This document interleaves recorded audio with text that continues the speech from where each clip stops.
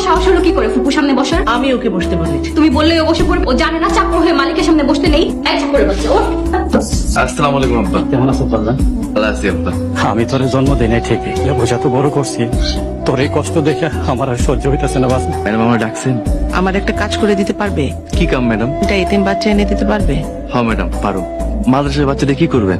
আগামীকাল আমার ছেলের জন্মদিন, আমি 3টা এতিম বাচ্চা খাওয়াতে চাই। এ তো খুবই ভালো খবর ম্যাডাম। থার্ড ক্লাস ফকির। ফকির হইল এই এলাকার চৌধুরী বাড়ির একমাত্র মাইয়া রোজার বাপ। আমি তোরে আমি দেখা নিব। ম্যাডাম অনেকক্ষণ যাবত বৈশা রইছি, আমার মাইয়া কই?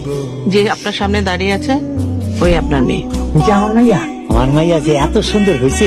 ফুপু মেয়ে সব কি বলছে? উনি ঠিকই বলেছে রোজা, তুই ওনার মেয়ে। আমি এই লোকের মেয়ে? ম্যাডাম আমি আমার মাইয়ারে এত বছর পর পাইছি, আজকে আমার মাইয়ারে নিয়ে যেতে চাই। ও যাবো না। আব্বা আপনি এখানে? সর্বনাশ হয়ে গেছে। কি হয়েছে খুলে কর। যে মাইয়ার পিছনে আটার মতো লাগিয়ে আছি তার তো কিচ্ছু নাই আব্বা, সে তো একটা ফকিন্নি। তুই করে কমু নয়তো কি আপনি করে কমু? তোর মতো ফকিন্নি মাইয়ারে তুই করে কই তুই? তোর যদি লজ্জা শরম থাকে এই মুখ আমার এখন দেখাবি না।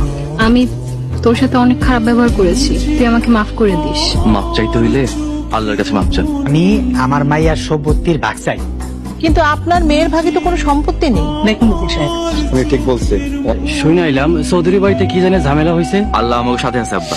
তুই আর কতদিন নিজের বাড়িতে কামলা হয়ে থাকবি? আমি সারা জীবন চাকর হয়ে থাকতে চাই। আপনি আমাকে খালাম্মার পোলা? আমি এখনই গিয়ে খবরটা খালাম্মার দিতেছি। ওই কারো কিছু কবি না বই। মালিক হয়ে চাকরের মতো থাকবেন কেন? তুই আমার কথা দে, তুই কোনোদিন কারো কবি না। কারো কমো না। চেয়ারম্যান সাহেব বসুন।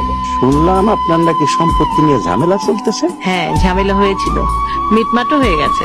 সম্পত্তির ঝামেলা কোনোদিন মিটে না। তার ছেলে যে মারা গেছে সেটা আপনি কিভাবে জানলেন? এই চৌধুরী বাড়ির সমস্ত সম্পদের মালিক ওনার ছেলে, তাই সম্পত্তি বেচা বা কেনার সিদ্ধান্ত একমাত্র সেই নিতে পারবে। এই মাইয়া, বড়দের মাঝে কথা কওয়া ঠিক না, আর বড়রা যখন কথা বলে তখন তার মাঝে নাক গলাইতে নাই। তাছাড়া তুমি তো এই চৌধুরী পরিবারের কেউ না, আর চৌধুরী পরিবারের কেউ হইলে আদব কায়দা এগুলো সব তুমি জানতা। যাও যাও ঘরে যাও। আপনাকে কে বলেছে রোজা চৌধুরী বাড়ির মেয়ে না?